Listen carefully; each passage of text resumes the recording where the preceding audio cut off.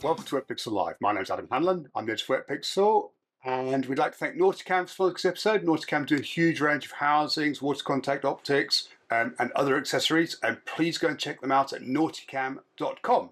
I'm very happy to be joined by my friend and fellow presenter, Alex Mustard. Good morning, Alex. Hi, Adam. It's nice to be back in the hot seat. Yeah, we're having nice weather at the moment. It's quite hot in my seat too. Yeah, excellent. It's nice to see you.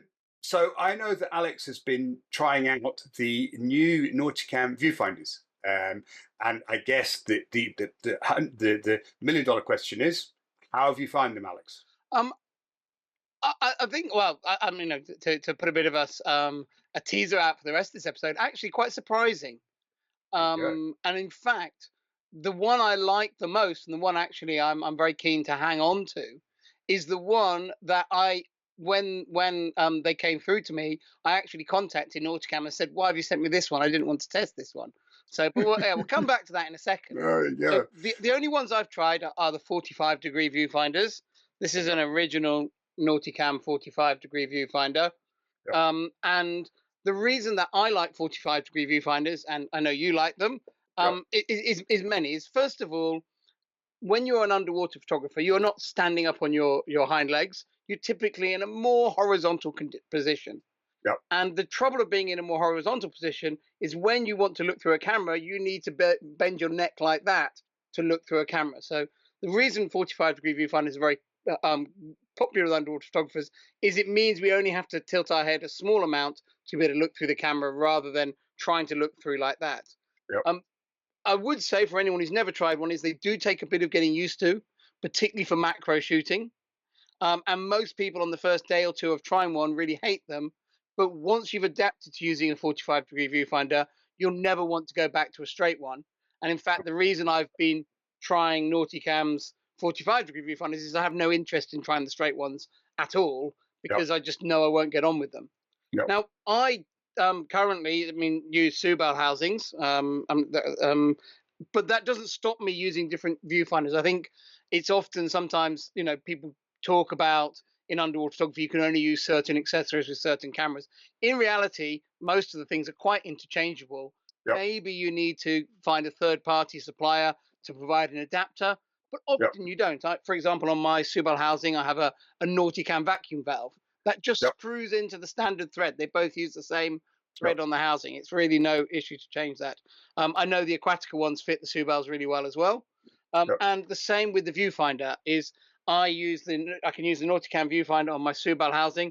I have a small adapter that's just an off-the-shelf adapter made by Nauticam that goes on the housing. It's very small, very neat, and it allows me then to stick a Nauticam viewfinder on. And you can see it's not a big job to put it on and off. There's an O-ring that retains it on the inside, and on and off they pop. So I think that's an important point I wanted to start off with by making, is that although this is a Nauticam specific products we're talking about today, you don't have to be a Nauticam user to be making the most of these.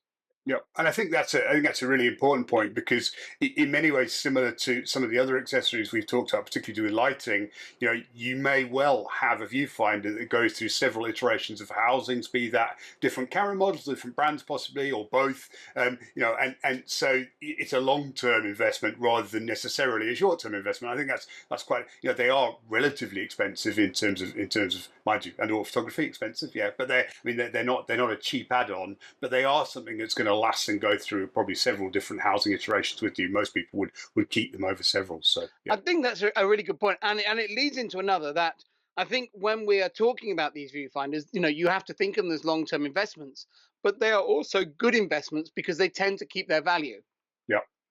I would say in general, even a reasonably well-used viewfinder like this one, still in completely perfect working order, is going to sell on the second-hand market for about 75 to 80% of the original price, because it works just like a brand new one. So and you can't really break it. The electronics can't go wrong inside it. You're gonna have to do a pretty good job to flood one. So it's something that can just be sold on. And that's why, although it doesn't seem like people are going to be queuing up to make what's a relatively small upgrade from the old style viewfinder to the new viewfinder, actually, if you consider that actually the upgrade cost is massively offset by your ability to sell your old viewfinder, Yep. recoup 75% or 80% of the cost, and Yep. then the new viewfinder is actually a relatively inexpensive purchase. Yep. And I think that's something to really think about, is that actually just because you've got one of these and you're really happy with it, Yep. actually the price of upgrading isn't so much, as long as you can find a good buyer for the old one. So Yep. just to show you the old one and the new one side by side, they're very similar. They've got very similar views through them. I can't line them up very well on the camera. The Yep. first thing you notice with the new one is it's a sort of smoother, neater design, a bit more pebble-like in terms of smoothness. It's still got what a lot of people love, which is the diopter adjustment on the side, so that you can correct it for your view through it. This silver end piece actually can be taken off and replaced with a smaller one to fit on the Micro Four Thirds cameras. Oh wow! So Okay. that's why this bit is silver. This one here, which I'm showing you in black, is a very early Nauticam viewfinder, and this bit isn't removable. But Yep. nowadays they all come with this bare metal end bit, which is the bit you can actually undo 4 Allen keys, take it off, and put a different attachment Right. on here, and then that allows you to fit it onto Micro Four Thirds camera housings, which have got a smaller hole in the back for the viewfinder to go through. Yep. The diopter adjustment, I think, is a very valuable thing, because it allows people, lots of people want some sort of eyesight correction underwater, and it allows people to adjust that until all the digits that you see inside the viewfinder from your camera are nice and sharp, and then you're getting a really nice sharp view. And being a large, oversized button on the side of the viewfinder makes that easy to adjust underwater. I think this is probably a good thing to tease out of this, because certainly I think a lot of people are uncertain how to use diopter adjustments in general, not the ones that are on cameras as well. And so the goal here is, when we're using a diopter adjustment, is to basically make sure that whatever information you have in the viewfinder, exposure information, whatever it may be, is sharp in your eyesight. And obviously what the Nauticam viewfinders allow you to do is they allow you to adjust it externally with the camera in the housing and underwater potentially to get that sharpness. So the goal is that if the writing in the viewfinder is sharp, you're seeing a sharp image. So we're using that as a test to make sure that the image is sharp to your eyesight, and obviously eyesight varies. So yeah. And that adjustment knob is on the left side, so you can be pressing the shutter with the right hand, to activate things, see all the numbers through it, and then look through the viewfinder and make those adjustments. Yeah, it's also on the left side, because I think the best way to shoot verticals is with your hand at the top.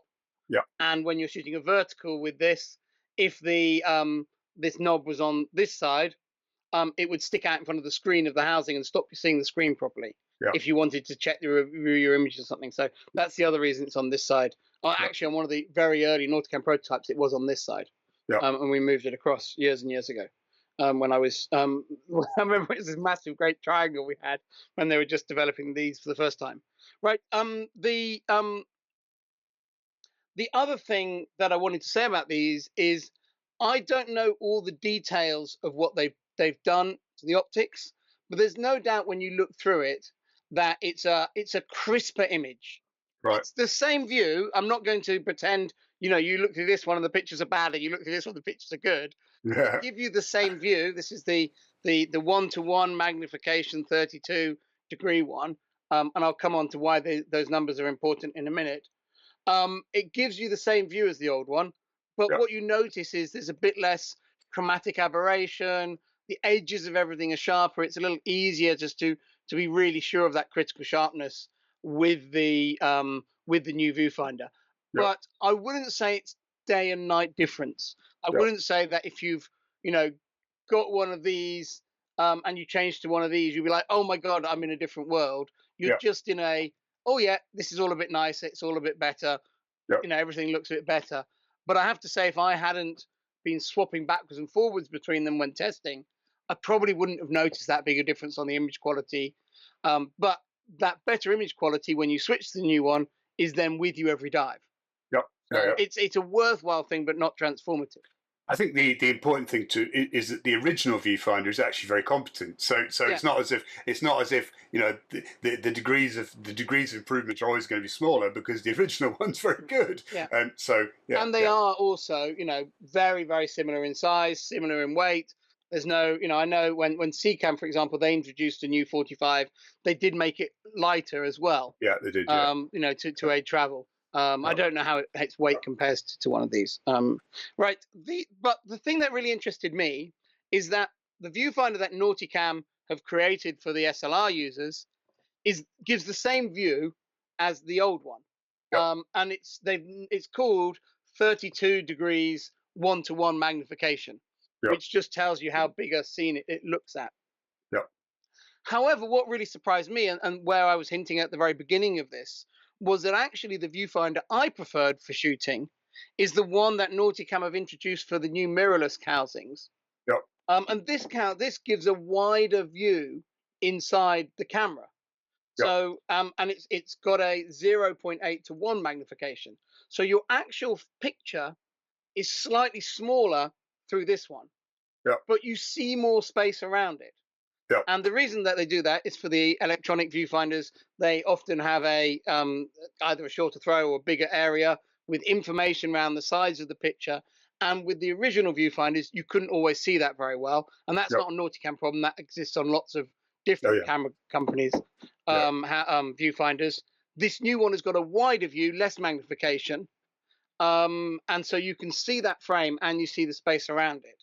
Yep. And although this is designed for the mirrorless cameras, the full frame mirrorless cameras specifically, I actually loved this on the SLR and Right. only tried it because they sent it to me. I asked them to send me this one because this is the one I thought was for SLRs. And I actually was really happy that I think it was Alex Tattersall actually decided to send me this one to check, because actually this one I thought was fantastic because it showed me my frame with space around it, and seeing my picture frame with some space around it, I found really inspiring compositionally. You really saw your frame. It made me as a photographer really want to use, my whole frame, use my corners, think more about how that picture looks. If you stand right next to a cinema screen, you look at the details. If Yeah. you Yeah. stand back and look at a picture, you see the whole composition. And Yep. I really like that. It still gives a nice clear view of the details, Yeah. Yeah. but I really like that, and it reminded me very much of the action finder in the Nikonos RS, which Yep. has a very similar. You see the whole frame. It's got a lovely big. I don't think I can hold it up to the camera very effectively. I don't know. I can't now see what I'm No. filming. No. It's reflecting off your lights. It'll Yeah. probably. Yeah. But anyway, the action finder of the RS. You see the. I'm just looking through it now. You see the frame, and you see really around it, Yep. and I find that really inspiring in terms of compositionally. I'm Yep. really seeing a frame, not just details. So my feeling is that actually the one I really like, and I don't think everyone will be the same on this, Yep. is the 40 degree 0.8 to 1 magnification, which is the one aimed at the mirrorless cameras. And obviously, right now, if you're an SLR user, buying one that's a bit more future proof might Yep. also be a good purchase. So that's the one I really like for that reason. I think if you are maybe a super macro nerd, and the most important thing for you is absolutely nailing that critical focus, then 1:1. maybe the higher magnification one to Yeah. one is still the one to go for, because that really lets you make sure that that key feature in your Yep. frame is, you can see it as big as possible and therefore get it as sharp as possible. And I guess if you're super rich, you buy a super macro viewfinder and a normal shooting viewfinder. But for me, would buy that 40. Of course, if you are using it with a mirrorless camera, which we're not, but if you're using it with a mirrorless camera, you have the option of being able to zoom in the viewfinder as well. So although the mirrorless viewfinder has slightest magnification, if you wanted to really get pixel peep for critical focus or whatever, you'd just be able to zoom in on the viewfinder, and so in some ways the degree of magnification with mirrorless cameras is probably less critical anyway. Yeah, and my friends who use the old one on their mirrorless cameras say they can see their frame fine. They Yeah. just maybe can't always read all the information around the sides. Yeah. So Yeah. again, if you're really into that super, you kind of, that focus is the most important thing for you, Yeah. and you're a little bit less concerned about the whole frame Yeah. as a photographer. And I don't think there's a right or wrong there, really. No. Then maybe you want to think about that. But as always, it's really nice to have these options. I Yep. do think by offering both, you do have the potential to confuse customers. think that's true. And so, Nauticam's simple advice is if you're, full frame mirrorless, buy the 40 degree. If you're SLR, buy the 32, and the 32 is clearly the same as what they had before. So just so everyone, so that's kind of the basic. I would just add to that if you do get to go to a shop to try them, I would definitely put the 40 on your camera, even if it's an SLR, and have a look at how much you like it. Because when I took it diving, I was diving with my friend Atanas, and I was showing him them before the dive, and he also preferred the 40 degree on my camera. Interesting. He I really like that wider view. Right. And it's not like it's got acres of space. It's just like, I guess it's the difference between seeing a picture print where it's printed to the edges of the piece of paper, and then see a picture in a frame. Just that frame really sets it off, and I found that very inspiring. And as you say, it probably means that compositionally, it means that you're getting more awareness of what's going on in the edges of the frame. Yeah. From a composition standpoint, I mean, technically it's the same, but yeah. Yeah, and it's actually, when I cast my mind back to before I ever had a viewfinder, I was a relatively late adopter of viewfinders, by a couple of years when they came out, mainly financially. I couldn't afford one. And actually, I used to use a very, very small viewfinder on my camera, so I could see the whole frame. It was just really tiny. And I definitely composed pictures differently in those D2X days to when I switched over to the full frame cameras, and then finally got a 45 degree viewfinder, in sort of 2006, 2007. But and I see compositional changes in my work driven by the viewfinders. So I'm actually really excited to see if this has any impact, and it takes my style of putting pictures together in a new direction. That's a super interesting point, isn't it? It'd be very much watch this space, but that would be super interesting to see whether actually, fundamentally most of the time equipment tends to be technical advantages rather than creative ones. So this is great. Yeah, and I know you've got Edward coming on relatively soon to Wetpixel Live to talk about the viewfinders. So I mean, it will be interesting, to hear like the technical. I'm going to watch that episode and see what the technical motivation was. But artistically, I found, I'm excited by that kind of more, inspiring cinematic view, giving me this frame, within the viewfinder to compose it. Well, that's brilliant. And as always, you can see Alex's work at amustard.com. And pretty much, I would imagine, almost all the pictures on your website have been taken with a 45 viewfinder. There can't be many that aren't. Yeah, well, there's a few. Yeah, I mean, I can fit the viewfinders onto my Micro Four Thirds housing, but I usually don't. I just usually use the screen. But yeah.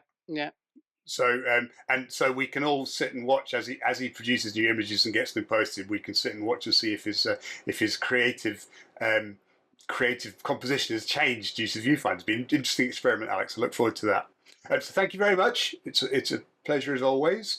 And thanks again to our sponsor for this episode, Nauticam. We really appreciate our sponsor support. Please feel free to add any comments into the comment section. Drop us a like if you enjoyed it. Thank you very much. I look forward to seeing you again soon.